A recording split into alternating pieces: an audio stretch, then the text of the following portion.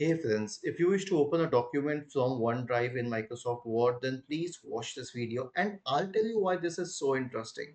Because since this autosave option was introduced, whenever we autosave something, like I just clicked on the save button here or it was autosaving in a few seconds, then this is not stored locally. This is stored on OneDrive and people are unable to find it. So they are like, how will we open it?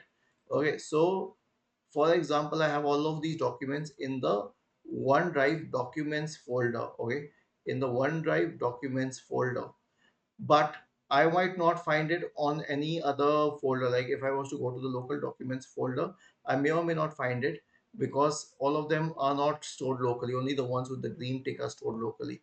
So if I had to open them from Microsoft Word itself, it won't be a difficult thing. That would be very easy. Here's what we have to do: click on File, select Open.